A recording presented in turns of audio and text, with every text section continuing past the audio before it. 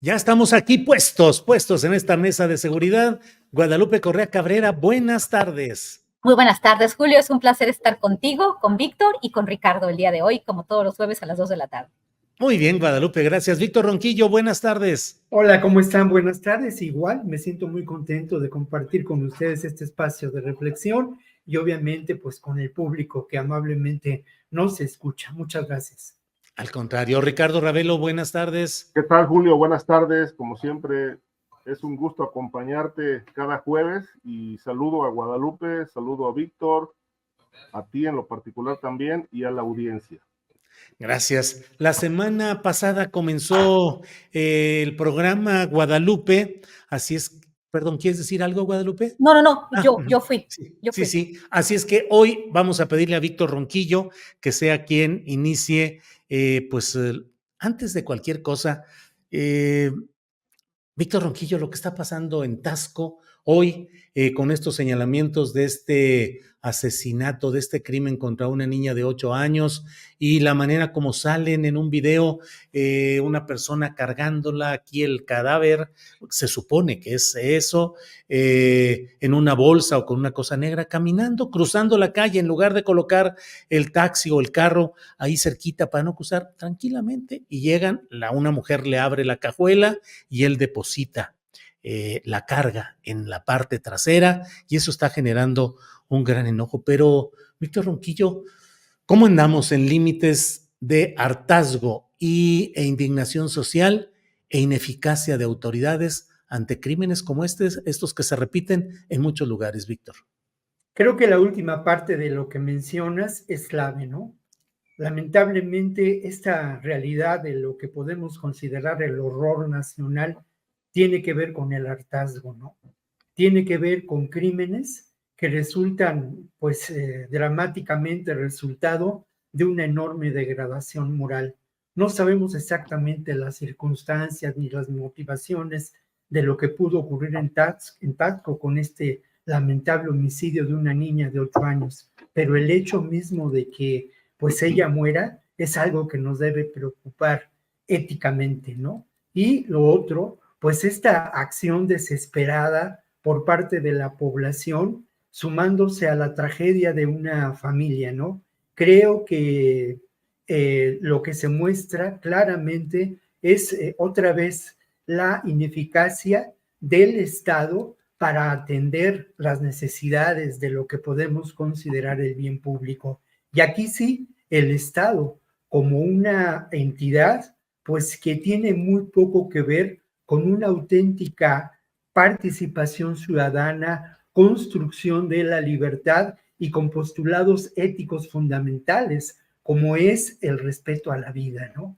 Creo que al final de cuentas, esta sociedad en conjunto, una sociedad en crisis, un mundo en crisis, nos ha mostrado cómo lamentablemente la realidad ha puesto en evidencia este triste principio de degradación moral del lobo, el lobo del hombre, ¿no? El hombre, el lobo del hombre.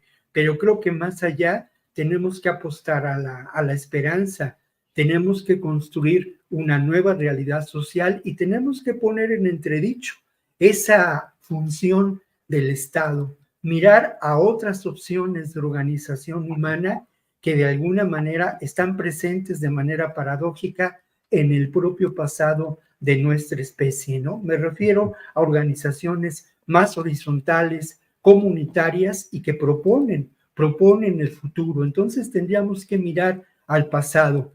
Esta reflexión creo que es muy pertinente en estos días en que conmemoramos la Semana Santa y en donde hay una enseñanza fundamental, no solo en el cristianismo, sino en las principales reflexiones o posturas religiosas en el mundo, ¿no? Esa enseñanza del amor al otro como un elemento esencial y fundamental. Si amamos a los otros como a nosotros mismos, estas realidades atroces, terribles, que semana a semana comentamos, reflexionamos sobre ellas en este espacio, pues es más difícil que ocurra, ¿no? Bien, Víctor. Gracias. Ricardo, si quieres comentar algo sobre este tema, pero también quisiera pedirte tu opinión sobre lo que está pasando en Mazatlán con esta pretensión de constreñir el trabajo de las bandas en las playas de Mazatlán ante el requerimiento de hoteleros que dicen que ahuyenta al turismo pues tanto sonido durante tanto tiempo en las playas. ¿Qué opinas, Ricardo? Ricardo, seguramente hay algún problema ahí con Ricardo Ravelo. Guadalupe Correa, este mismo tema, ¿qué te parece lo de Mazatlán y la pretensión? Bueno, está el tema de Taxco y está lo de Mazatlán, el que quieras tocar, Guadalupe. Yo creo que Mazatlán, pero bueno, esto viene junto con lo que está pasando en el país, en el tema de la seguridad, mientras estamos presenciando un espectáculo mediático y las campañas muy burdas, la oposición hablando de cuestiones que no tienen que no tienen sentido y acusaciones que no tienen sentido con la realidad. Pero la realidad es que en el país se vive una situación de inseguridad y en algunas partes del país más que en otras. El caso del estado de Guerrero, el estado de Chiapas, el estado de Sinaloa, en particular ahorita, porque son puntos muy importantes, Zacatecas, Sonora, 66 personas secuestradas por lo menos, porque muchas veces los números, pues, que tenemos cifras oficiales y cuando hablamos de a veces enfrentamientos entre grupos del crimen organizado o secuestros, cuando hablamos de gente más vulnerable a nivel económico, no estoy diciendo que sean parte del crimen organizado, muchas veces cuando se trata de esto se culpa al crimen organizado, pero no necesariamente es así.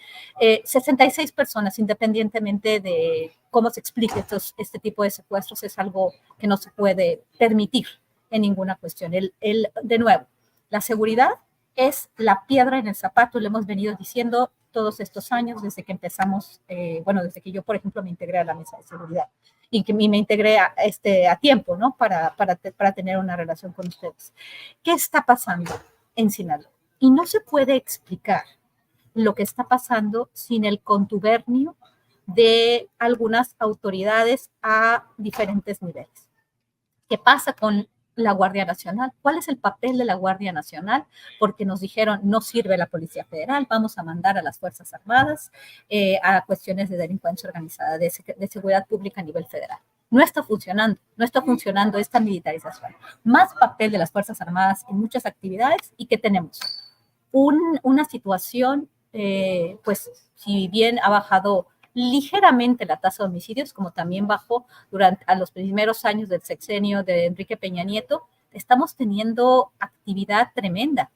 El tema del secuestro de una niña, el homicidio, que solamente refleja uno más de los eventos. 66 personas secuestradas, empresarios que están pidiendo una mayor acción, el tema también de la iglesia, ¿no? También el obispo de Mazatlán, el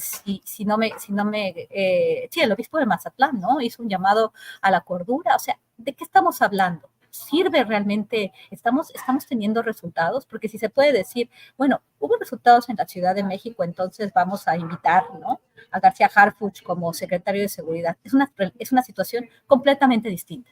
Si vamos a esperar en reproducir la estrategia de seguridad que se llevó a cabo en la Ciudad de México, como se ha presentado, ¿no?, esto como una forma de éxito, pues no se entiende lo que es la seguridad en el país. Y creo que este gobierno no ha entendido cómo hacer frente al crimen organizado. Ya llevamos 6 años. Se nos lleva diciendo a los críticos que tenemos que dar más tiempo. Tenemos que dar más tiempo para que sigan secuestrando, que sigan matando, que sigan aniquilando al turismo en ciudades muy importantes del país, porque esto es muy grave. Es muy grave y es grave también el nivel de discurso público en las campañas políticas.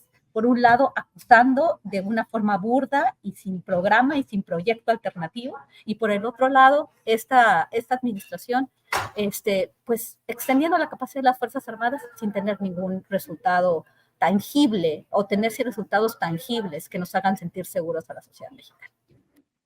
Bien, Guadalupe, ya está por aquí de regreso. Ricardo, te quedaste congelado. Pura censura aquí con Ricardo Ravelo. Se nos bajaron el switch.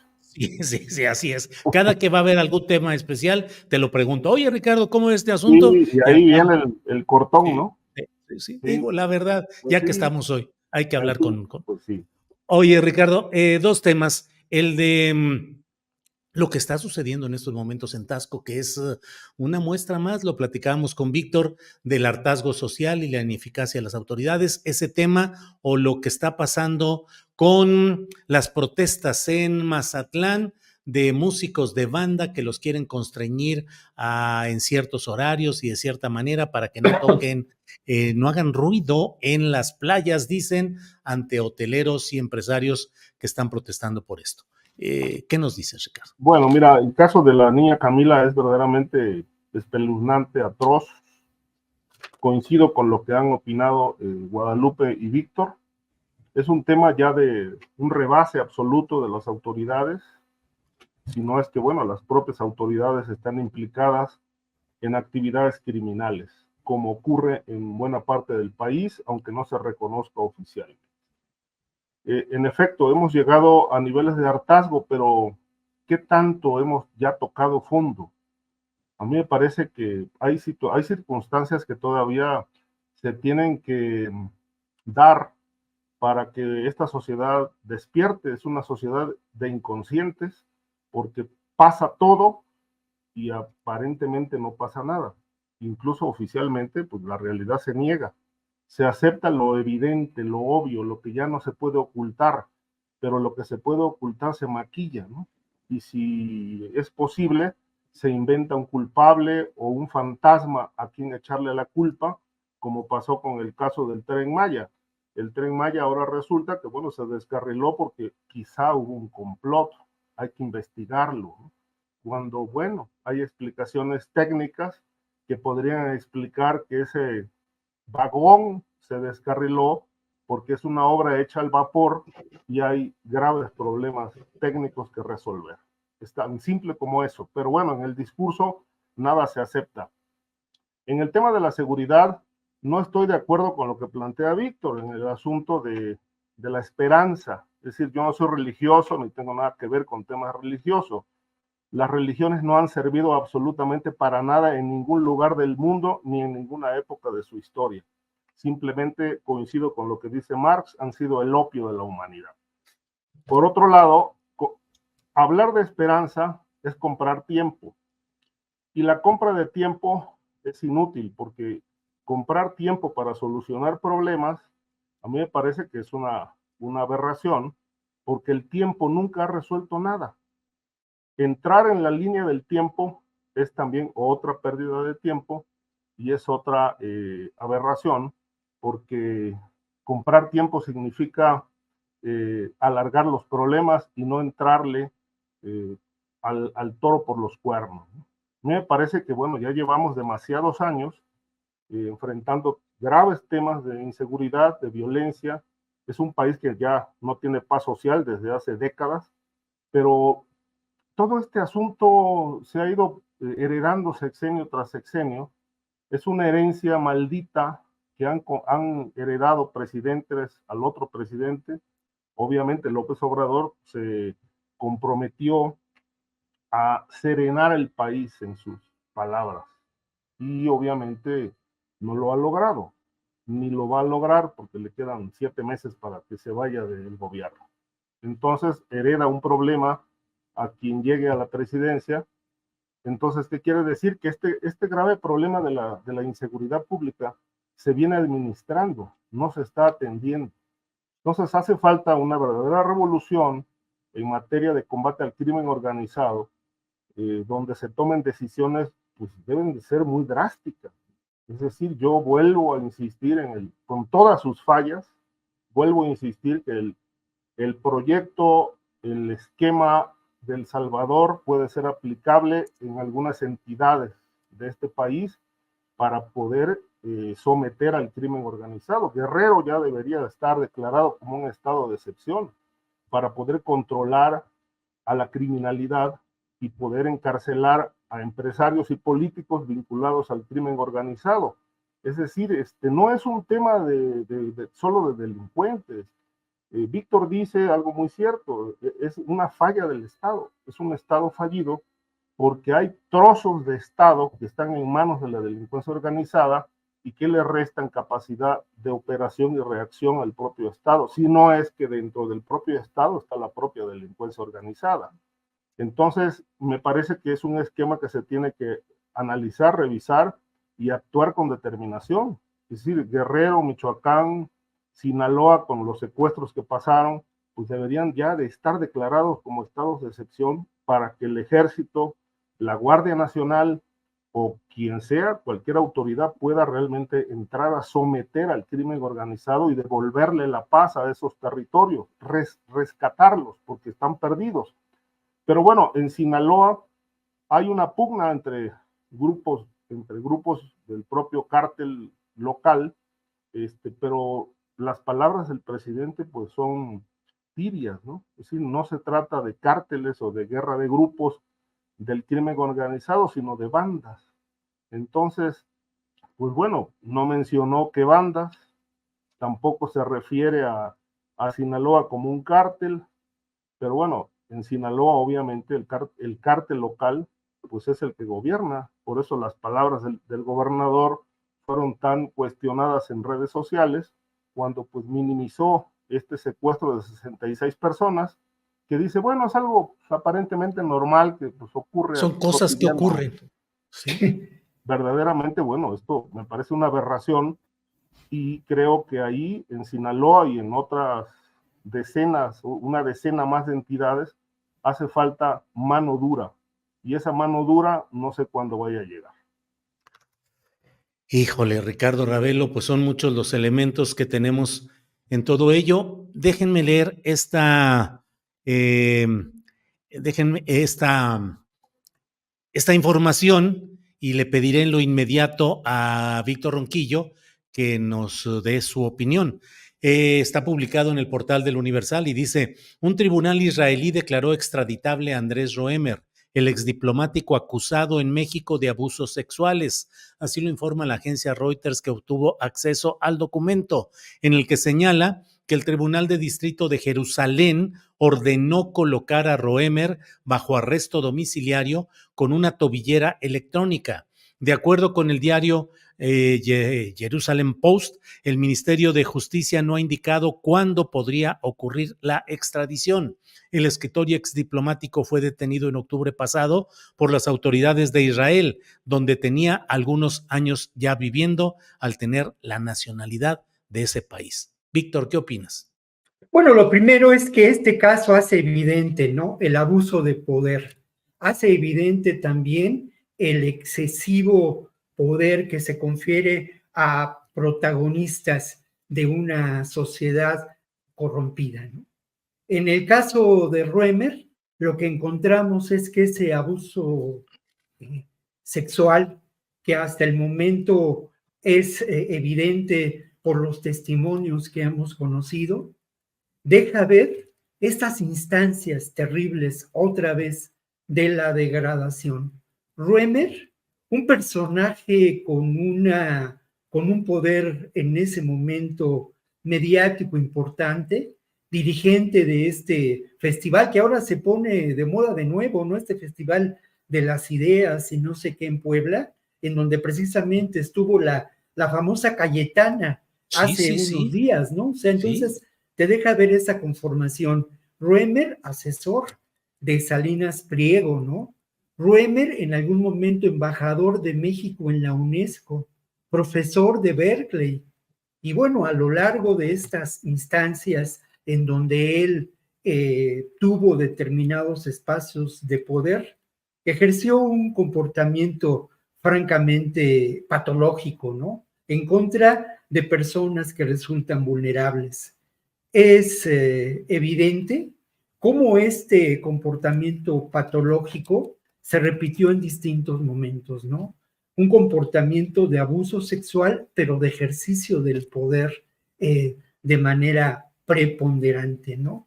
Creo que el que sea señalado, y esto es un término, pues que no sé si es exactamente jurídico o no, pero extraditable, es una buena noticia. Es una buena noticia para para la justicia, ¿no? La familia de Roemer, ciertas instancias de poder vinculado al propio Roemer han manejado que se trata de un complot urdido por quién y con qué propósitos. No sería tampoco raro pensar que las intrigas palaciegas que se dan en TV Azteca pudieran buscar restarle poder a Roemer, ¿no? En su momento un hombre poderoso en este consorcio televisivo. Pero la verdad de las cosas es que es muy difícil que quienes lo acusan, estos testimonios valientes que se han expresado en las redes sociales, estas denuncias, 3, 4 casos lamentablemente son los únicos que han cobrado y que han sido judicializados, porque fueron lamentablemente los demás casos, digamos, se realizaron antes de que este delito prescribiera, lo cual es también interesante y motivo de reflexión. Pero creo que las personas que han acusado a Roemer están lejos de participar en un complot. Creo que es una buena noticia y ojalá pronto encontremos a Roemer en el lugar, en el espacio que merece. Ciro Gómez Leiva dijo que si se buscaba destruir a Roemer, pues su carrera, no había duda de que lo habían logrado. No se busca destruir a Roemer. Yo tuve ocasión de conversar con él algunas ocasiones. Me invitó a su programa del mediodía a comentar temas de seguridad. Pero bueno, la realidad ahí está. Y más allá de lo que uno pueda pensar a nivel personal, pues hay evidencias muy claras de este abuso. Y hay también claramente una vinculación con esta relación México-Israel, donde tenemos que exigir la extradición de otro personaje ligado no por su, digamos, nacionalidad, sino por intereses económicos y políticos claramente establecidos, que es Cerón Lucio, ¿no? Exijamos también la extradición de Cerón Lucio, un personaje, como todos sabemos, involucrado en el caso Ayotzinapa. Bien, gracias, Víctor. Guadalupe Correa Cabrera, ya no sé ni qué preguntarte de tantas cosas que están ahí. Así es que no sé lo que quieras comentar de lo que estamos hablando. Hay muchos temas, desde luego sería conveniente analizar también el tema de las expresiones de Javier Milei contra el presidente López Obrador y el presidente de Colombia, Petro, pero ¿qué parte deseas abordar, Guadalupe? Todavía tenemos tiempecito. Sí, bueno, aquí también en los temas que nos habían dado, está la SB4, creo que la vez pasada no Sí. lo cubrimos, las caravanas, y bueno, año después de la tragedia que sucede en Ciudad Juárez, ¿no? Aquí también lo quiero vincular a la entrevista tan exitosa para Andrés Manuel López Obrador, que le hizo el equipo de 60 minutos, y donde él salió airoso y donde, bueno, su base de apoyo quedó muy contenta porque fue un gran comunicador, ¿no? Y habla de que, bueno, él tiene la capacidad supuestamente de echarle un telefonazo a los presidentes de Cuba, a Nicolás Maduro y al presidente de Nicaragua, ¿no? Al señor Ortega. Es interesante cómo él plantea que él tiene esta capacidad de cuidar la frontera sur, de manejar los flujos, de alguna forma se presenta como este gran hombre de Estado que no va a ser una colonia, que México no va a ser una colonia, que México es soberano, que México no es un protectorado, lo cual a todos nos llena de orgullo, nos llena de pasión, ¿no? Pero la realidad no es tan cierto que México no sea una colonia. De hecho, pues toda la política migratoria estadounidense de cerrar fronteras, pues siempre ha perjudicado a México, ¿no? Recordemos los protocolos de protección migratoria, lo que es el programa Quédate en México, que fue impuesto, ¿no? Él dice que Biden y que Trump han tratado a México con mucho respeto, pues yo no lo veo con tanto respeto, principalmente el presidente Donald Trump, que impuso, que amenazó con imponer un arancel a los productos que se importaran desde México, y finalmente impuso el programa Quédate en México. Se impuso también la recepción de mexicanos durante el título 42, y pues la política estadounidense determina el envío de miembros de la Guardia Nacional de alguna forma para para contener un poco el flujo, ¿no? Y lo que está sucediendo ahorita con la militarización en el sur de México, el problema con la delincuencia organizada, con paramilitarismo criminal en Chiapas, ¿no? Todo tiene que ver y todo está realmente determinado para proteger grandes intereses económicos, y todo esto viene desde los Estados Unidos, desde el gran centro de poder que es Estados Unidos. Estados Unidos en este momento también jugando, ¿no? Los gobernadores tejanos jugando en un momento electoral con la SB4, que realmente otra vez recibe un revés, pero estamos entre que sí, que no. México dice que no va a aceptar migrantes. Obviamente no puede aceptar migrantes que envíen los gobernadores, ¿no? Pero de nuevo, el gobierno de México, de alguna forma, bueno, con un discurso nacionalista, con lo cual nos parece muy bien, pero en realidad pues nos vienen tiempos muy difíciles, ¿no? Las caravanas, por otro lado, llegan en los momentos más importantes políticos. Yo creo que se esperan muchas caravanas de aquí a noviembre de este año, porque las caravanas no son orgánicas. Las caravanas, además, hay que hacer, y esto es una invitación a los periodistas en este país, entender lo que está pasando en la frontera sur, principalmente en la ciudad de Tapachula, con los activistas que guían las caravanas, ¿no? Y por qué se guían en ciertos momentos y a qué intereses responden.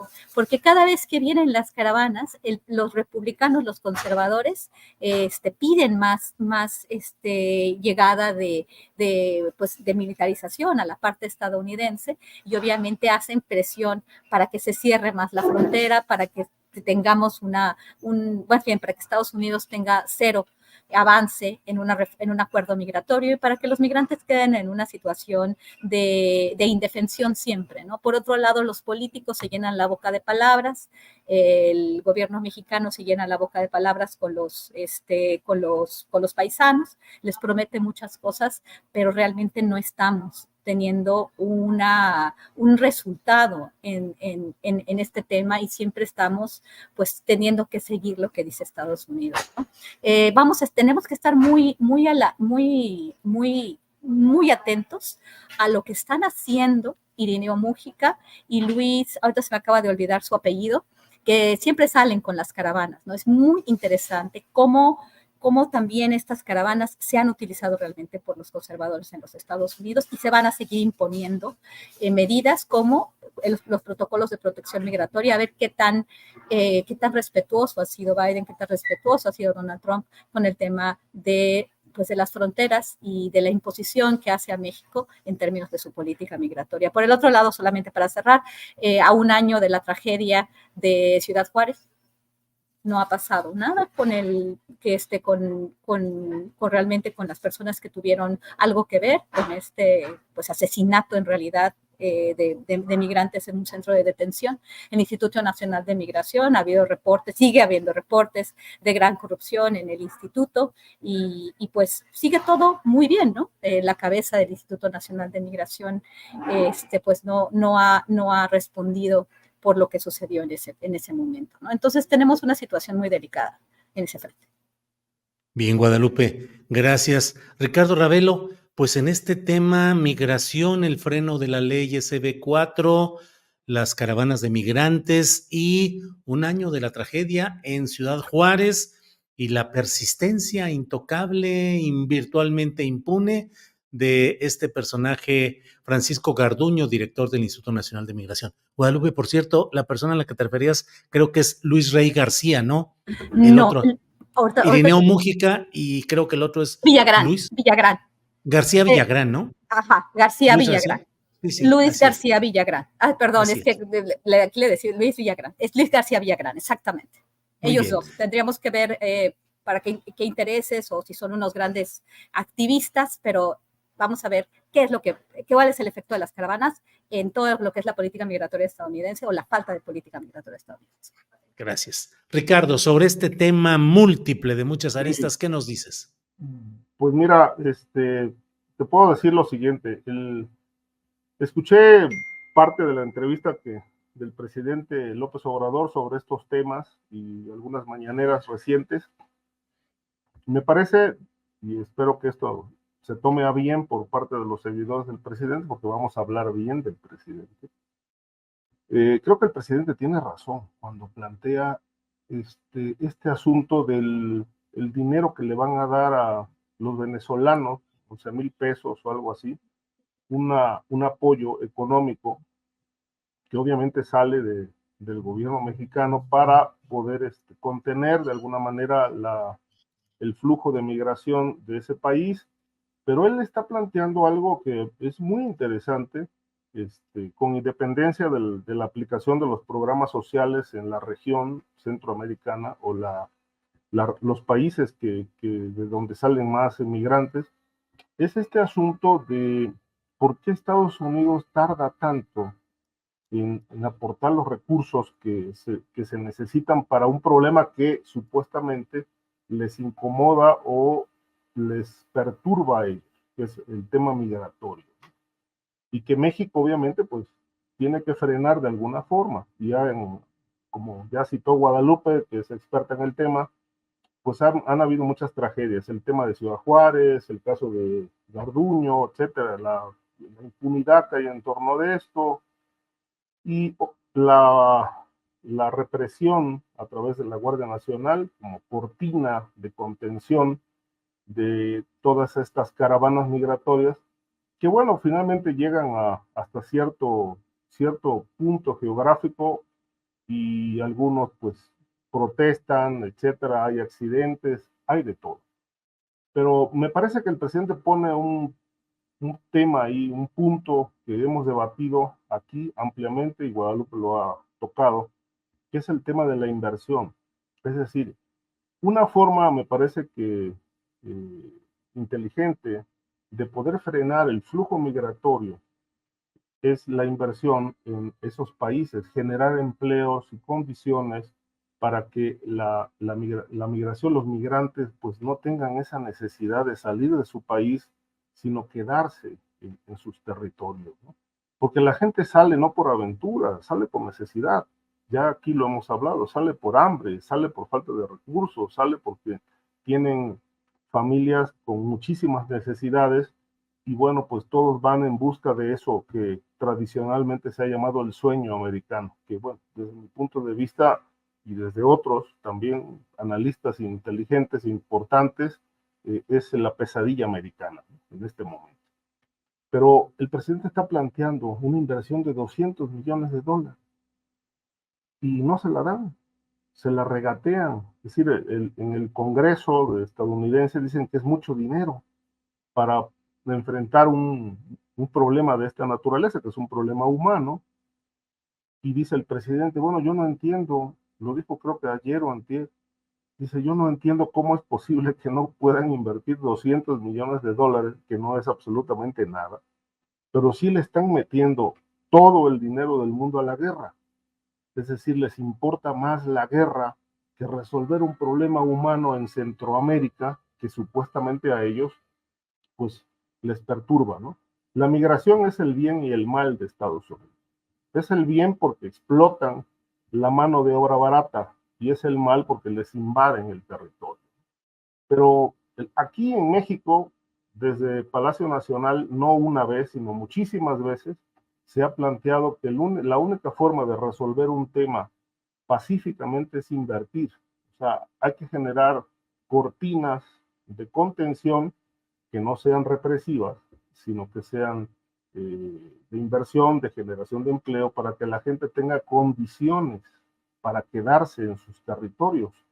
Pero es verdaderamente incongruente que el gobierno de Estados Unidos, por un lado, se inconforme y por el otro niegue el apoyo financiero que se requiere para generar el freno de la migración.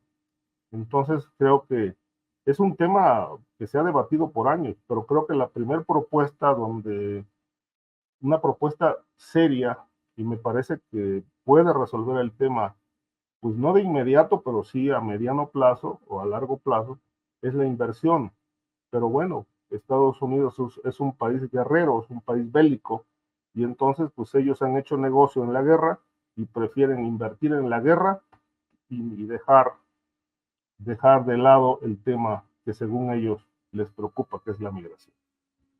Bien, gracias, Ricardo. Víctor, antes de pedirte que nos des tu opinión, déjame leer parte de lo que ha publicado ya el gobierno de Guerrero en un comunicado en el que dice: derivado de los hechos registrados la tarde de este jueves en el municipio de Taxco, elementos de la Secretaría de Seguridad Pública, Sedena y Guardia Nacional lograron asegurar a los presuntos agresores, quienes serán puestos a disposición de las autoridades correspondientes.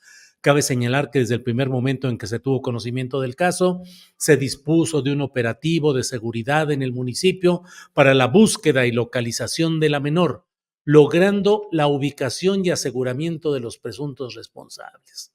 El gobierno del estado reitera su respaldo a la población guerrerense de que no habrá impunidad ante estos hechos, en donde lamentablemente perdió la vida una menor y se castigará con todo el peso de la ley a los responsables. Bueno, eso dice comunicado del gobierno de Guerrero. Víctor Ronquillo, me quedé con la impresión de que no pudiste desarrollar a plenitud el tema de Sinaloa como un paragobierno del crimen organizado, porque hubo ahí alguna serie de caracoleos que yo hice y creo que te salté en ese momento. Víctor, ¿quieres abundar un poco sobre ese tema? Sí, yo creo que, mira, me parece muy importante algo que es determinante en nuestro oficio, ¿no? Llamar a las cosas por su nombre, porque cuando llamamos a las cosas por su nombre, hacemos un poco de claridad en términos de lo que ocurre, la definición. Y a mí me parece que a lo largo de décadas hemos tenido en Sinaloa la existencia de un paragobierno, ¿no? Es un fenómeno singular, porque cuando decimos paragobierno, no solamente hablamos de un gobierno en paralelo, que es un poco la primera raíz de la palabra, sino un gobierno que se coloca sobre lo que podemos considerar un gobierno instituido a partir de elecciones, entrecomilladamente, democráticas, liberales, y que francamente esas elecciones lo que han llevado a ocupar espacios de poder público a grupos ligados a ese poder político, también lamentablemente corrompido por estos grupos de poder. Creo que hay evidencia muy clara de lo que puede ocurrir y de la acción de este paragobierno en Sinaloa.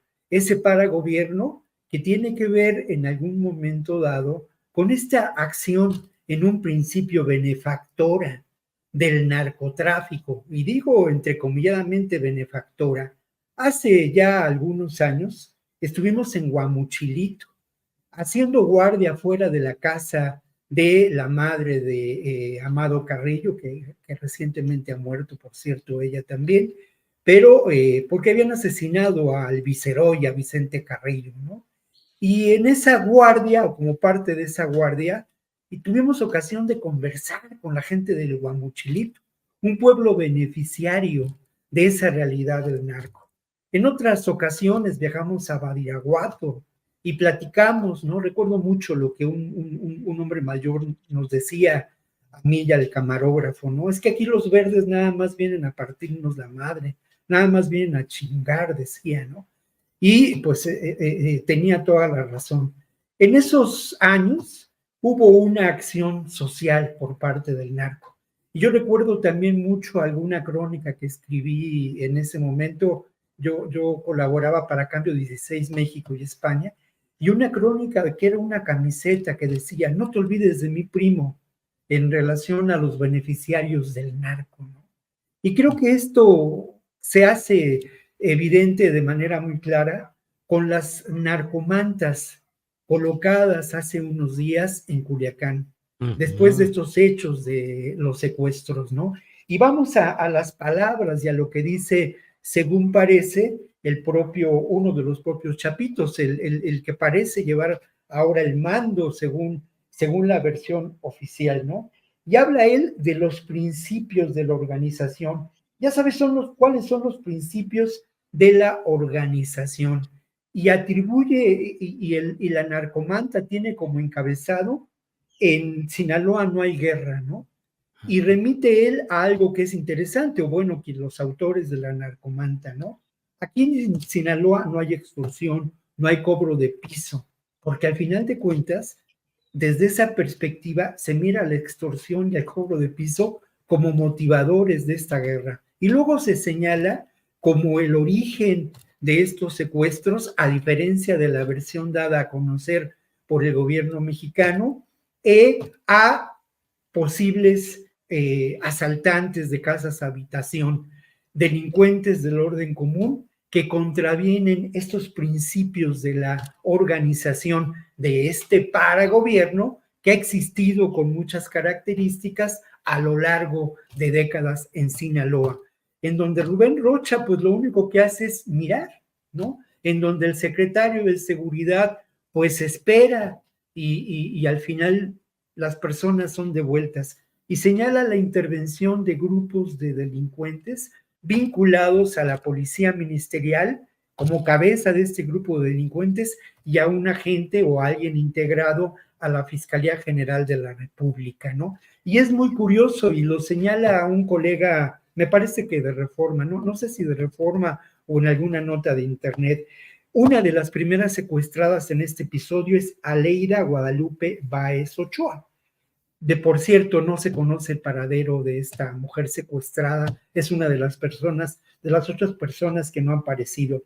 Y precisamente a quien se señala como una de las cabezas de este grupo delincuencial dedicado a asaltar casas, a robar, a secuestrar, y esa es la razón por la que interviene, de acuerdo a esta versión, que puede ser otra película, puede ser otra película y otra versión de Netflix, claro, pero por lo menos hay otros elementos que entran en juego. Y es curioso porque este policía ministerial señalado como uno de los jefes de esta banda de delincuentes que asaltan casas, que roban casas, se llama Ramón Alberto Báez Ochoa, pues evidentemente hermano, posiblemente, ¿no?, de Aleida, ¿no? Y esto creo que nos hace pensar en esta realidad del paragobierno y también nos hace pensar en cómo la economía del narco en un principio en Guadalajara, en Jalisco, en Guadalajara de manera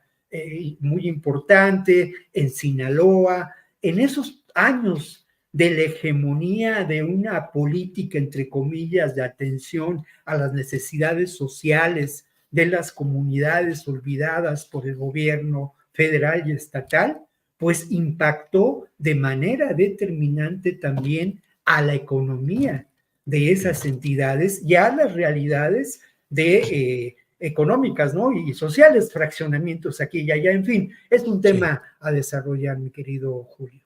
Así es, Víctor Ronquillo. La verdad es que yo me quedé ahí con el impacto de ver cómo en esas narcomantas firmadas IAG, Iván Archibaldo Guzmán, se supone, pues daba garantías como el Estado, o sea, tranquilos, no hay guerra, no vamos a permitir esto, no se va a permitir que haya lo otro, es decir, tranquilidad, bajarle y luego, sí, en un segundito, Ricardo, y luego el propio gobernador saliendo también en un video muy agradable diciendo disfruten de las playas, hagan turismo, no hay problema en Sinaloa. Está, o sea, un 1-2 político y mediático. Ricardo, por favor.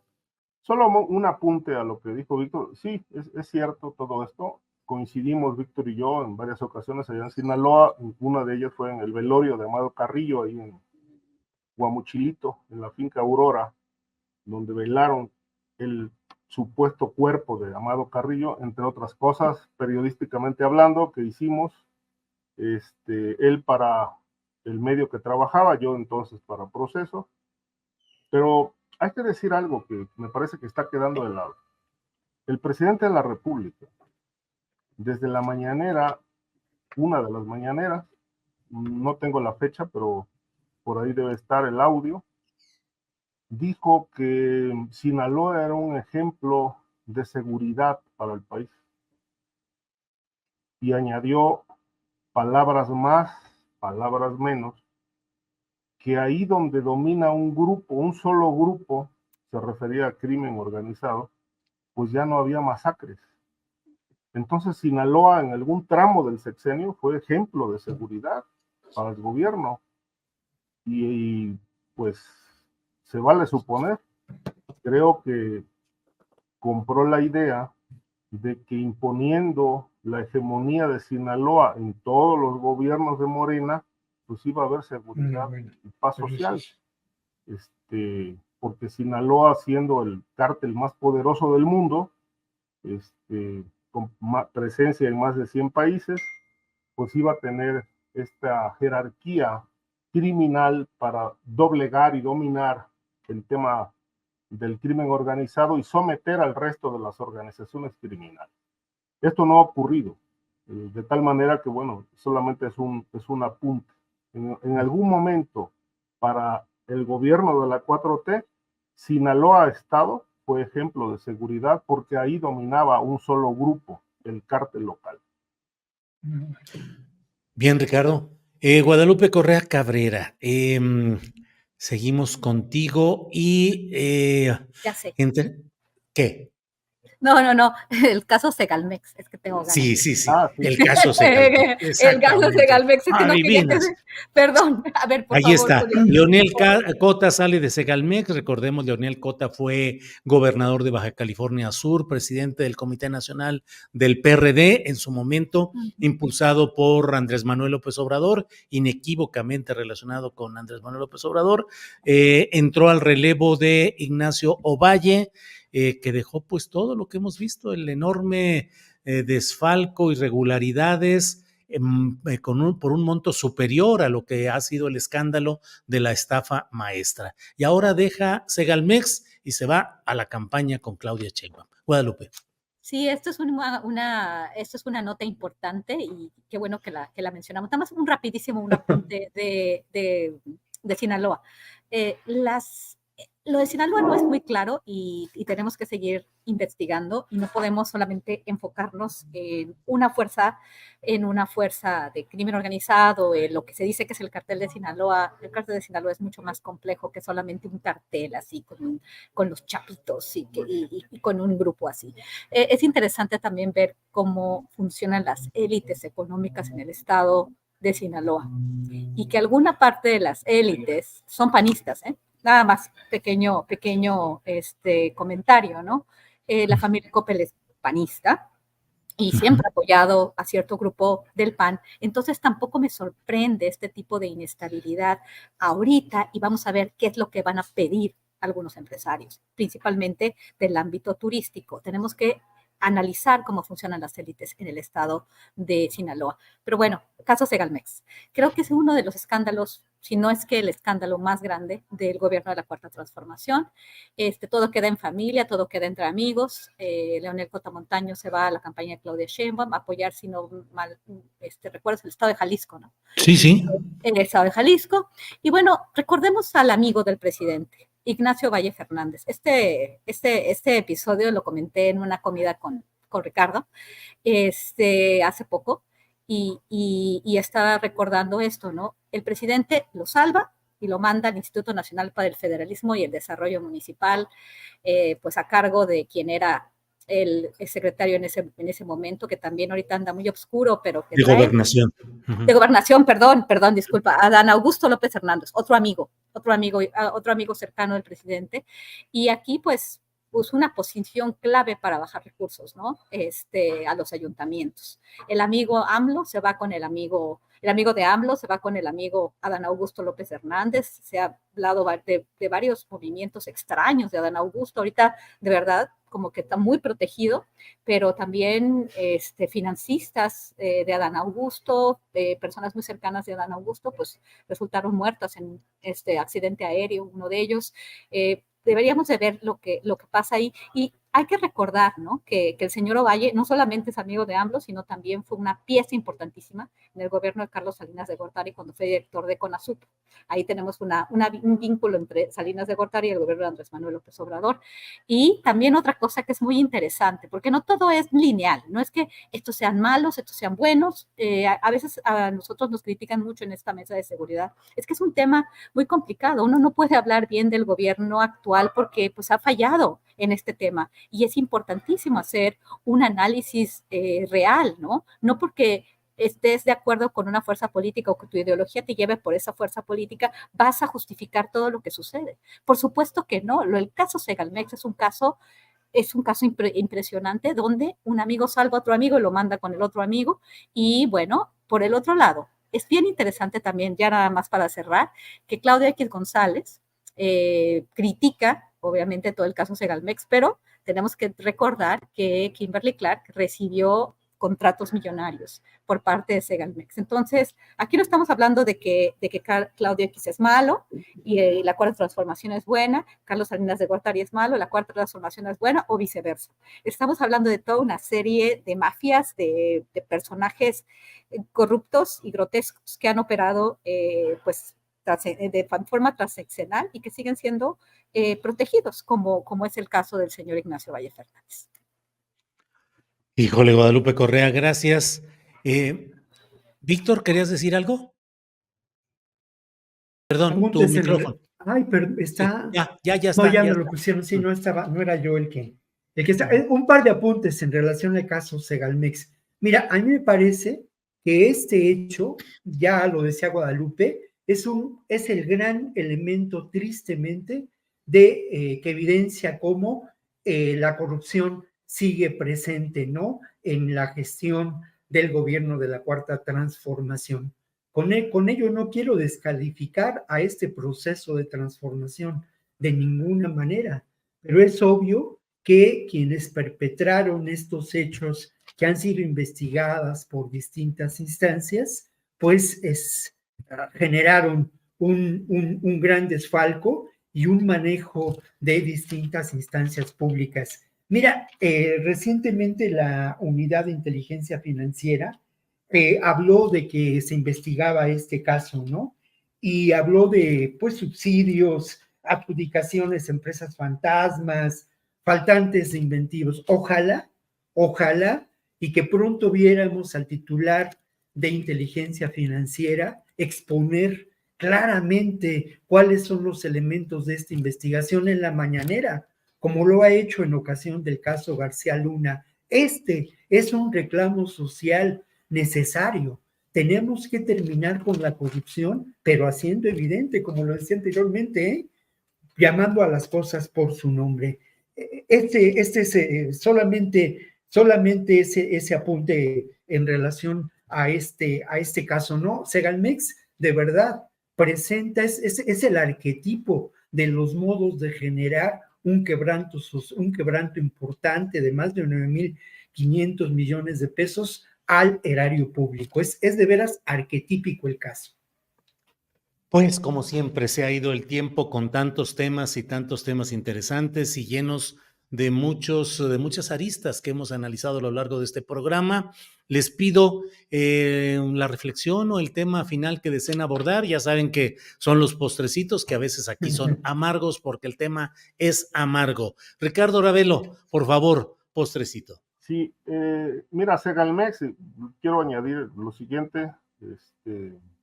Segalmex es el hoyo negro del sexenio. En efecto, fue un tema que Guadalupe y yo platicamos hace, no sé, quizá mes y medio en una comida, y de ahí salió el proyecto de un libro. Lamentablemente, ninguna editorial a las que le tocamos la puerta quiso aceptar la propuesta, porque dijeron que, bueno, una editorial planteó que no, porque ya no se podía. Una editorial que publicó el libro del presidente dijo que no. Pero bueno, nos aceptaron el Zoom y tuvimos una conversación y dijeron que no, la otra tampoco. Y varios medios donde quisimos manejar o estamos intentando manejar un ensayo de esta propuesta que hicimos editorial, el resultado de esto fue armar un ensayo que lo titulamos ambos, o sea, lo firmamos ambos, y hasta la fecha estamos también tocando puertas porque, bueno, dicen que no pueden tocar al presidente, y medios importantes, ¿eh? O sea, dicen, pues no, porque pues no queremos broncas con el presidente, no queremos broncas con nadie. Entonces, pues es un tema de censura, sin duda. Sí, Ricardo, así de no podemos tocar, no queremos. Así tal cual. El ensayo está hecho, está ya listo, y bueno, estamos logrando ver si lo colocamos a nivel internacional, porque en México nadie le quiere entrar. como tampoco le quieren entrar, y ahí te va el otro dato, al tema de los portuarios de Veracruz. O sea, el tema de los portuarios es un tema de justicia laboral que el presidente se comprometió a resolver, que es la requisa ilegal que ordenó Carlos Salinas en 1991 y cuyo ariete central fue Dante Delgado, el exgobernador y actual senador, para despojaron a los portuarios de sus propiedades, cuentas bancarias, edificios, etcétera, etcétera, y llevan 30 años pidiendo que les devuelvan las propiedades y es la hora en que no ocurre absolutamente nada. Y la verdad es que, bueno, muchos medios también dijeron, no, ese tema no, porque pues como toca al presidente, pues no se puede. Y el dirigente de los portuarios, Alejandro Pulido, dice, bueno, es que todavía hay demasiados intereses de Carlos Salinas dentro del gobierno de la 4T, por eso no nos devuelven nuestras pertenencias. Incluso el propio Salinas ordenó la devolución, faltando 7, 8 meses para que terminara el gobierno, ordenó la devolución de todas las propiedades, pero hay 40 cuentas bancarias con importantes saldos, porque hay que recordar que en aquel momento los portuarios eran sindicato y al mismo tiempo empresarios. O sea, ellos eran dueños de una empresa que se llamó Servicios Portuarios de Veracruz y facturaban muchísimo dinero porque eran los que manejaban tres de 6 maniobras de barcos en el puerto. Toda esa suma de dinero que ha estado sudando durante 30 y tantos años, al término de la administración salinista, quedó en manos de la financiera que representa Pedro Aspe Armella. Luego pasó a Banamex y luego pasó, ahorita está en una cuenta concentrada. No les han entregado ni los saldos, porque además son cosas que ya se les deben de devolver, porque ya acreditaron que la requisa fue ilegal. Una requisa solamente se ordena en tiempos de guerra, y en ese tiempo no había guerra. Fue un negocio de Salinas en la desincorporación de empresas, para donde está Slim, está Dante y obviamente el propio Salinas a través de sus testaferros, entre ellos el propio Slim. Pero bueno, este es parte de este asunto. Segalmex, este tema grave, pues no son 500 millones, se habla de 12,000, incluso hasta de 20,000 millones de fraudes. Y los que están en este momento bajo proceso, o presos bajo proceso, dicen, sí, nosotros hicimos lo que nos ordenó el señor Ovalle, pero el señor Ovalle, que es gente de Salinas, me parece que es el constructor de esta figura que hoy gobierna este país, pues está muy bien protegido en esta área donde se manejan los recursos de los municipios de México. Sí. De tal suerte que, bueno, yo creo que Víctor tiene razón. ¿Cuál combate a la corrupción? Ha habido un silencio al respecto y una impunidad que me parece muy similar a la que caracterizó a los gobiernos del PRI. Híjole, Ricardo, qué impactante lo que dices respecto a esas editoriales. A mí me invitó Ana Lilia Pérez incluso a hacer 2, 3 cuartillitas, no me acuerdo, referentes a Segalmex para el libro Los hijos del neoliberalismo que publicó Grijalbo y en el cual abordan específicamente en una parte destacada el asunto de Segalmex. Incluso me invitó a presentar el libro, pero no pude estar por razones de complicaciones personales. Pero ahí estuvo Los hijos del neoliberalismo con el tema de Segalmex. Y bueno, qué preocupante, Ricardo, que acabamos de pasar hace pocos meses la censura de tu libro El amo de Jalisco, y ahora estas menciones que haces. A ver si en el próximo programa abordamos con amplitud todo lo que corresponda a estos dos temas particulares, lo de los portuarios y lo de Segalmex. El ensayo no es sobre Segalmex nada más, ese son algunos párrafos, es un ensayo que engloba, me parece que de manera bastante puntual por parte de Guadalupe, lo que ha sido y lo que es hasta ahora el sexenio de López Obrador. Y es un ensayo crítico, no es un ensayo con hígado, es un ensayo con datos, con evidencias, con hechos, con menciones que pues son públicas, pero muy bien construido, pero que hasta ahora nadie ha querido publicar. Todo el mundo dice no contra el presidente. Ahora, Guadalupe. ajá, exacto. Le voy a decir por qué. Nosotros no estamos enviando este escrito, ¿verdad?, a los medios ni a las personas que realmente traen una línea anti la 4T. Me imagino que si lo enviáramos a Latinus o a algunos editoriales, Claro, obviamente nos lo aceptan, pero rápido. Pero nosotros claro. expresamos al final, nosotros no somos opositores ni apoyamos al proyecto opositor. Somos periodistas, somos personas que estamos buscando la verdad y somos críticos de esta área del gobierno de la Cuarta Transformación. Entonces, obviamente, eso es lo que está sucediendo y nos hemos topado con esto, ¿no? Y bueno, es interesante cómo nos han cerrado varias puertas y cómo nos cerraron puertas, porque este libro lo queríamos publicar antes de las elecciones. Y como dice Ricardo, no quisieron publicar el libro y nos dieron varias largas y respuestas complicadas, ¿no? En ese sentido. Bueno, Guadalupe, gracias por esta parte. Víctor Ronquillo, postrecito para cerrar, ahora sí, el changarro. Bueno, una reflexión también es que, mira, al final de cuentas, yo preparé un libro sobre el cártel inmobiliario y claramente a una editorial, a Planeta, no le interesó mayormente, ¿no? Ya después de eso, pues bueno, finalmente decidí que mejor me voy a ir por el terreno de la ficción con esa historia, ¿no? Pero también hay muchos factores y muchos elementos relativos al proyecto editorial, no necesariamente, y bueno, conste que yo podría mencionar que la censura y que, pues no, porque aparte era claramente, pues en contra del proyecto. El libro quería yo publicarlo justamente en octubre, finales de año, coincidiendo con la designación que era previsible de Taboada como candidato a la jefatura de gobierno, y pues no le entraron, ¿no? Hay que revisar muy claramente eso.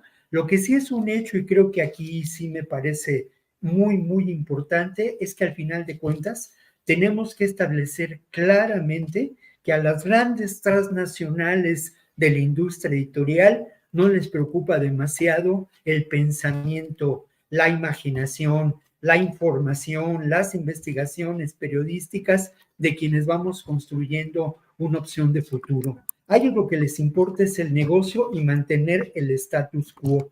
El libro publicado por Planeta de Gracias, pues evidentemente es un gran negocio para Planeta y esa es la razón por la que la publica, ¿no? Bueno, así son las editoriales de ese tipo y creo que nos toca a nosotros construir otras opciones editoriales, otros espacios alternativos, generar, como yo lo intento cada día, bueno, no cada día, cada jueves en el programa, una auténtica televisión pública en donde se debatan temas no necesariamente desde la perspectiva del oficialismo, sino de la auténtica reflexión. Y ya para cerrar, dos recomendaciones. Ya ven que a mí me gustan los postres dulces y no voy a renunciar a ello. Entonces, bueno, la invitación precisamente al gran remate de libros en el Monumento a la Revolución, donde la lectura nos permite interpretar, entender, cuestionar a esta realidad. El hábito de la lectura, escritura es fundamental para ello. Y luego otra invitación, está corriendo la 75 muestra de cine internacional en la Cineteca, una extraordinaria película hoy para quienes viven aquí en la Ciudad de México, lo mismo que la anterior invitación, es Werner Herzog. Werner Herzog con una película, un documental auténticamente poético, Fuerza Interior, Régimen para Carla y Maurice, vulcanólogos que fueron grandes filmmakers, es creo que la mejor palabra para llamarlos, cineastas que captaron imágenes impresionantes de la erupción de los volcanes, de la fuerza interior que habita en la Tierra, pero lo hicieron desde esta perspectiva, pues eso, ¿no? De entender estos procesos y poner lo que ocurre en ellos con lo mejor de su ánimo y de su corazón. Y Werner Herzog es el autor de esta película a partir de los materiales filmados por esta pareja de vulcanólogos franceses en un documental que es espectacular y que es narrado por él mismo, lo cual, pues francamente, como diríamos hace algunos años, es un verdadero agasajo. Está hoy en la Cineteca Nacional. ¿Cuál es el título, Víctor, por favor? Se llama Fuerza Interior. Fuerza Interior. Requiem, Fuerza Interior. Requiem para los Kraft, para Maurice y déjame ver, por acá tengo el nombre. Fuerza Interior se llama, Requiem para Katia y Maurice. Se llama la Gracias, película. Víctor. Ricardo. Yo respeto muchísimo este cierre de Víctor. Yo lo que quiero nomás es un comentario entre paréntesis. El ensayo que Guadalupe y yo firmamos es producto de la discusión, la charla que tuvimos de horas, muchas horas en la Ciudad de México. Esta era la sinopsis para el libro, eran 4 ensayos, y fue la sinopsis, más o menos, la radiografía del gobierno fallido de López Obrador. O sea, y ahí obviamente iba a haber otros elementos, el financiamiento del crimen a candidatos de Morena, entre otros. Y ese libro, bueno, yo creo que está vigente, ese libro se tiene que hacer en algún momento. Ahora no fue posible porque dijeron no porque se trata de meterse con el presidente, entonces no queremos problemas. Más o menos fueron las respuestas que nos dieron. El ensayo está terminado, no lo han querido publicar en México nadie. Entonces estamos buscando vías en Europa, en Estados Unidos, es posible que haya espacios, pero en México no lo quieren publicar. A mí me preocupa muchísimo esto porque, bueno, son 2 eventos ya de censura que por lo menos yo en lo personal he enfrentado. El tema de Jalisco puede ser un tema, digamos, menor en relación porque se trata de un estado, pero tratándose de una revisión del sexenio en este momento, pues nadie quiere. Porque, pues, como dice Víctor, pues las transnacionales pues privilegian el tema económico por encima de la libertad de expresión y de la libertad de opinión y de la libertad de prensa. Entonces es bastante preocupante. Aquí podemos enlistar, digamos, a los medios que no han querido entrarle a eso. Ya lo propuse a varios y dicen, no, ahorita no, nos van a quitar la publicidad, etcétera, etcétera. Pues es una lucha verdaderamente terrible. Y eso que apenas ayer, el presidente dijo, no, aquí no hay censura, aquí se puede decir todo. No es cierto, sí hay censura, porque una periodista de Sonora denunció que la vetaron de la mañanera meses, no la dejaban entrar. Entonces, pues bueno, se ve que ahí en la mañanera pues todo está arreglado. Ahí están los periodistas de siempre que no cuestionan absolutamente nada, que son pues testigos mudos ante la palabra presidencial, y obviamente hay también medios que silencian cuando hay periodistas que quieren publicar pues un recuento del sexenio, un recuento que son 10 cuartillas, pero dicen no, si se trata del presidente, no. Entonces, pues no sé si es obediencia pagada o es censura oficial. ¿Son 10 cuartillas el ensayo, Ricardo? Sí, son 10 cuartillas, pero a doble espacio son aproximadamente 3.200 palabras o 3.000 palabras. Pero es interesante también porque pero es muy pequeño para ser publicado como libro, ¿no? No, eso no era el libro.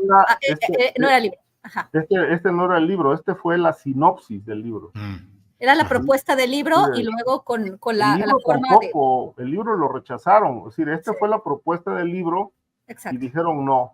Entonces Guadalupe y yo dijimos, bueno, ¿qué hacemos con esta lluvia de ideas que tuvimos en la comida? Pues sacamos que fue la sinopsis, pues sacamos un ensayo y ella se encargó de redactar el ensayo, cuya primera versión yo leí, me pareció extraordinaria y dije, pues yo no le quito ni una coma a esto, vamos a buscar dónde lo publiquen y pues puertas cerradas. nadie abre. Caray, pues bueno, ahí está este testimonio y pues sigamos adelante en todo esto. Guadalupe. Solamente postrecito, así.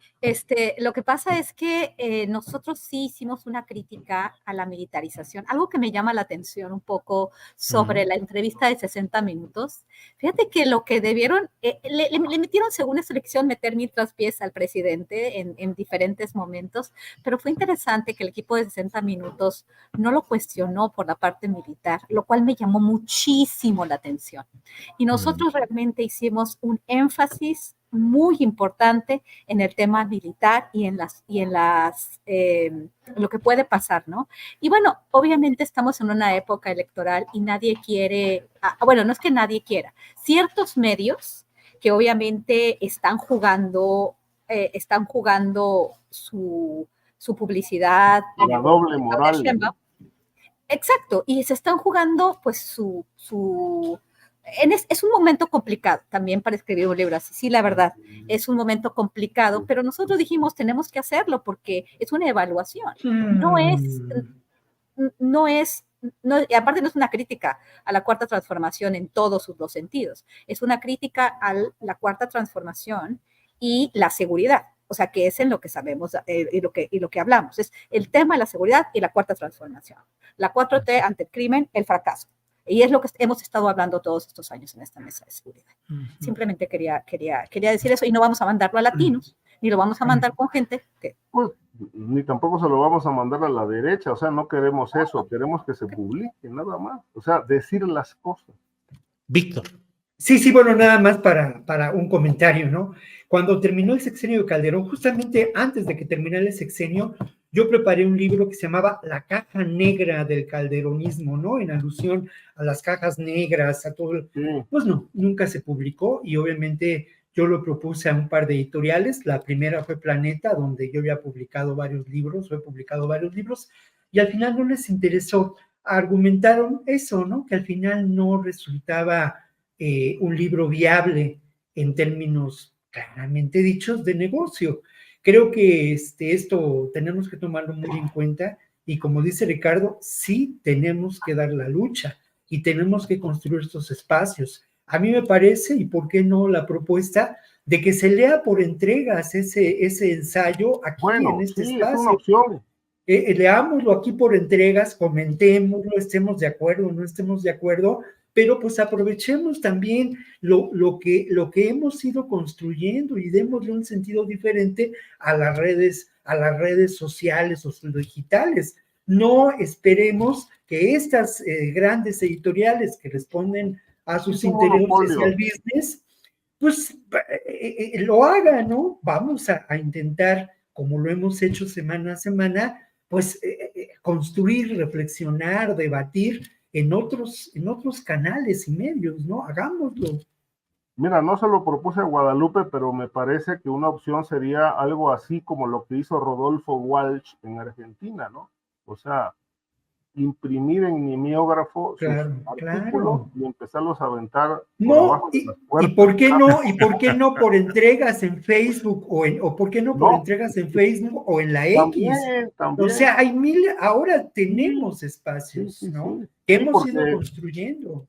Más allá de los editoriales y hablamos de grandes medios, queremos esas grandes tribunas, en realidad esas grandes tribunas están muy sometidas.